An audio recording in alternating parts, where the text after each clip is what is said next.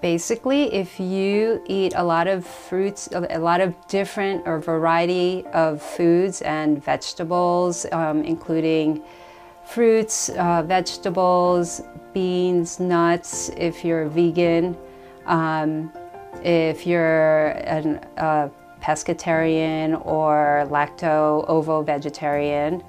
Pescatarians generally eat fish and no other animal products. Lacto-vegetarians eat dairy, ovo-vegetarians eat eggs. And you can combine any of those three also and still be a vegetarian. If you're able to include a variety of foods, mostly plant-based, then you can be sure that you will have the nutrients that you need.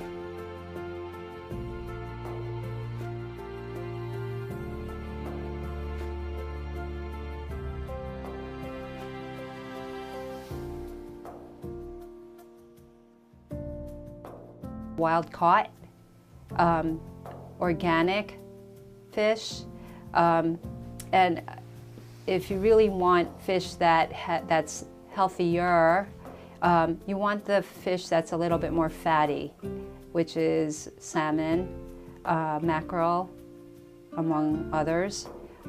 Flounder is also good in terms of the white fish.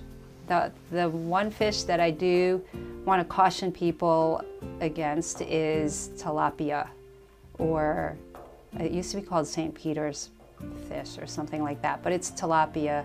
Tilapia really doesn't have a lot of nutrition in it, nutrients. About 6 months ago, my entire family became vegetarian.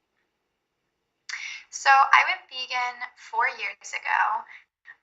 And I did it overnight. I had been reading for a few months about the treatment of animals and learning more about the environmental impact of animal agriculture. And I don't think it wasn't like an active thought process for me. I wasn't actively thinking I'm going to be vegan one day, but I was just reading about it, learning about it. And one day I was just like, oh, I think I'm going to be vegan. So the next day I told my family, because I was still living with them at the time, that I was going to be doing that. So we went to the grocery store and I never looked back from there. It was easy for me to do. I know not everyone has an easy time with that and may not have the resources. So I never recommend people do it overnight. That doesn't normally work. That's a very abnormal situation. So yeah, just transitioning slowly, taking out one type of animal product or byproduct at a time can be really beneficial. So yeah, I did it mostly for the animals and the environment, secondly. Okay. The last question I have is, what should I know about cooking and finding the dairy substitutes like cheese and eggs? So what other substances can you use instead of cheese or eggs? Vegan cooking can actually be really fun because you get to try all of these new spices and types of food. I know since I've been vegan, I've started eating different kinds of vegetables than I ever ate before and eating a lot different spices and different ethnic cuisines. So that's really fun. It becomes more exciting to cook as a vegan.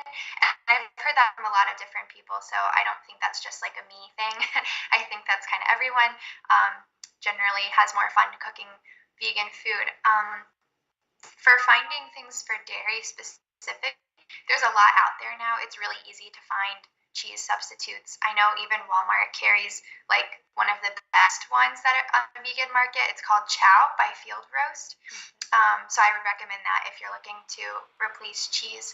But there's a lot of different ones out there. There's Yoko's, there's Chow, Follow Your Heart.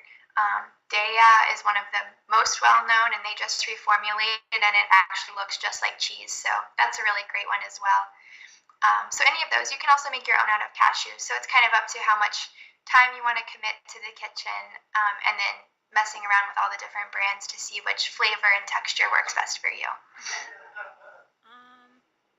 That's pretty much it. I don't know like what other questions to ask.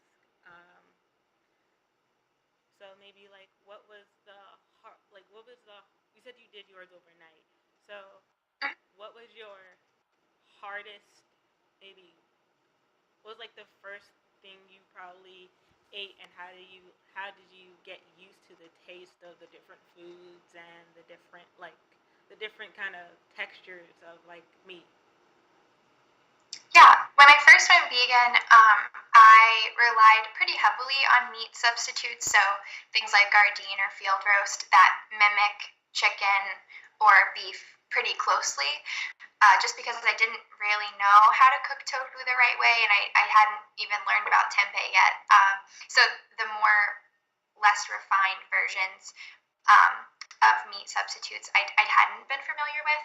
So when I first went vegan, I was eating a lot of things like vegan chicken tenders, and Gardein has like a vegan chicken like patty almost, like I think it's called scallopini.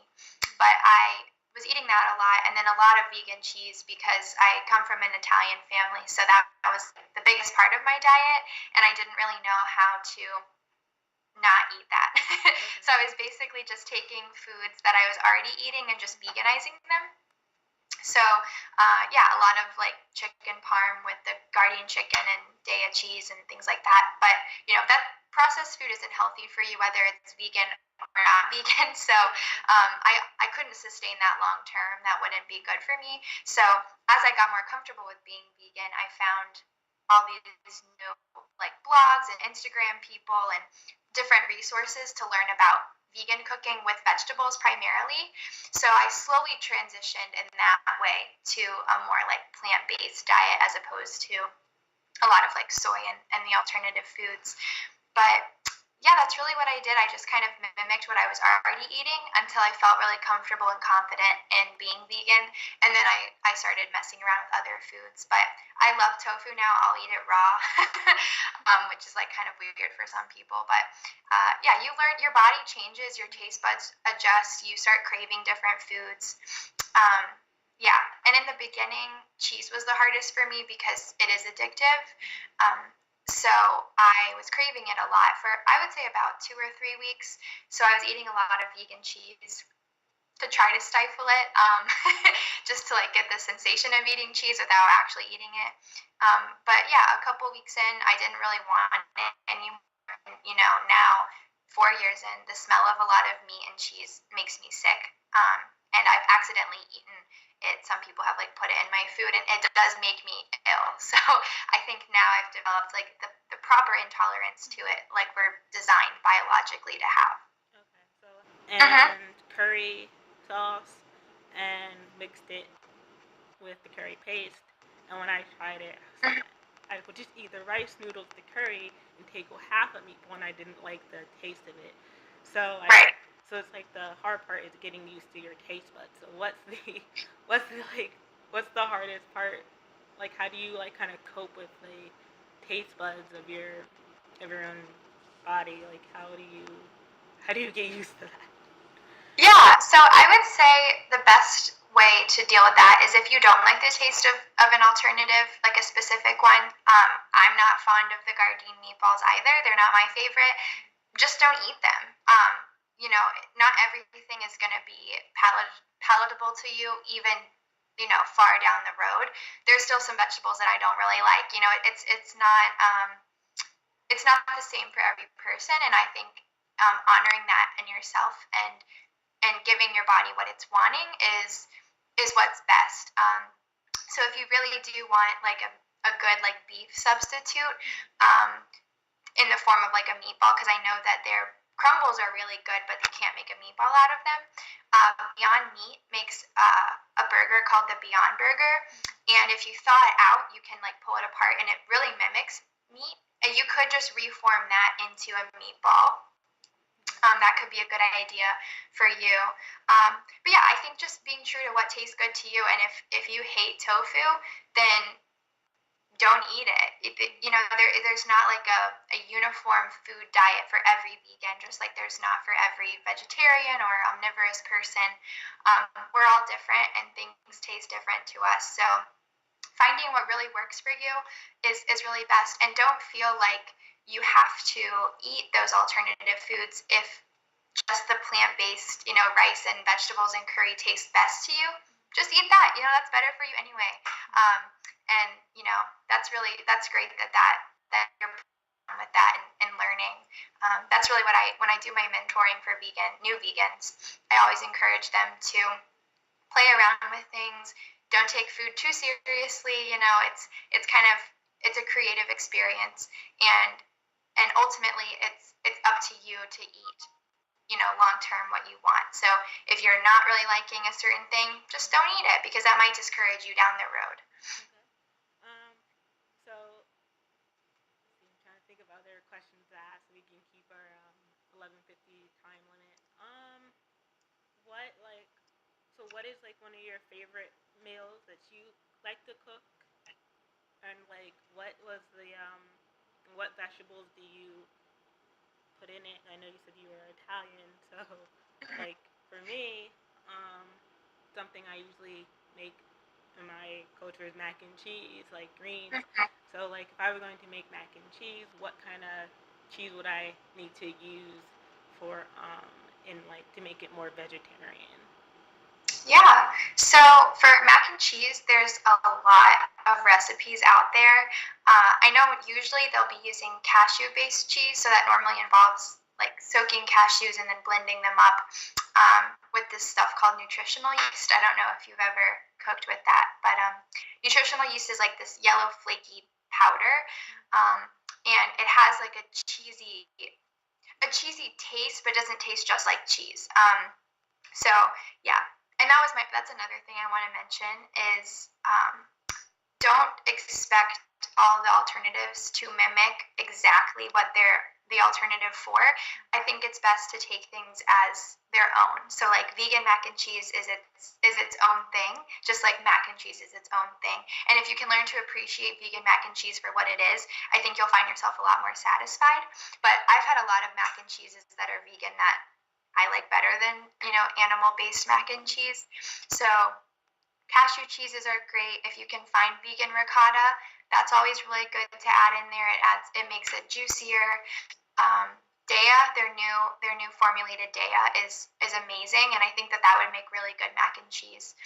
I've also made it out of sweet potatoes, and it was really good that way. There's a woman that has a blog called Sweet Potato Soul, and it's a lot of soul food, and it's all vegan.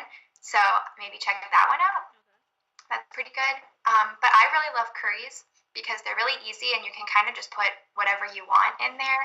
So I make a lot of curries with zucchini and onions, mushrooms, potatoes, and then anything else I have. If I have peas or lima beans or carrots, just throw anything in there. And curry, you can buy curry paste that's really good. You can make your own. It's really creative and fun. So that's normally what I eat. But yeah, there's a lot. I made shepherd's pie that was vegan this weekend for St. Patrick's Day, and that was pretty good and super easy, and it's all relatively cheap. I mean, vegetables aren't very expensive, so it's a fun, healthy, and really inexpensive way to eat, which is great for college kids. Yeah, that's the hard thing. Like it's like when I don't cook much, so for me it's like okay, well when I go out to eat, I'm looking at their menus, like they have a vegan section. It's cheaper, which is really helpful in college. I know everyone's on a pretty tight budget, so there's a lot of benefits to it, and they vary for everybody. I have friends who went vegan just for the health benefits. I have friends who do it only for the animals. Others do it for the environment. Some people do it for a more spiritual practice. So it's really up to you. It's a very self-driven lifestyle change, I think, but the benefits go so far beyond yourself, which is really an interesting and empowering decision to make. So do you think like cheese it like for eggs? Like what would you use in place of eggs, stuff like that? Cause like Yeah, so it depends. Well, eggs are interesting because it kind of depends on what you're using them for. In baking, you can use flax seeds and water, and if you blend them together, they make this like gelatinous, very egg-like substance. You can use that.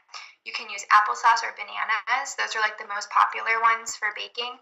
But if you're going to be eating it, for things like scrambled eggs, tofu is always really good for that.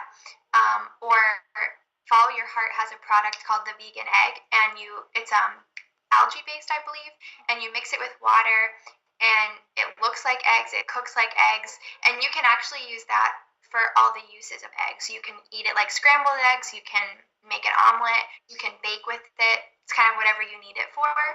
So that's a pretty universal product. But if you're trying to stay away from like if you're trying to stay as close to plants as you can, I think tofu is a really great option. And then, like using flax seeds or applesauce when you're baking is also a really good alternative. alright, trying to think if there's any more questions I can ask. About 6 months ago, my entire family became vegetarians. It was easy for my family, but not so easy for me. I ate meat along the way and had a rough transition. But now when I eat meat, the sight of it makes me sick. The smell of it, I can't stand it. Because in the back of my mind, I know how meat's being processed. I've seen videos of animal abuse and how cows are being slaughtered and how chickens are being thrown around the plant and how they're being treated and how then they're cooped up in cages and have no room to fly. Or just wanted to watch because pigs were so cute and they were babies. And this one particular plant actually was pulling the tails off their pigs and throwing them around. Now I know that is not all processing plants, but you kind of get a taste of maybe how some places process their meat. Now, for me, it became a reason to go vegetarian. It became a personal choice, and that choice was because I did it for the animals and I did it for the environment. Now, sure, I get proteins from vegetables and nuts and cheese and milk. I still drink regular milk. I still eat dairy. The only thing I don't eat is meat. So, I am a vegetarian that eats fish. So that's another way that I get my protein. I don't feel as bad as eating fish than I do when it comes to eating cows, pigs, or chicken.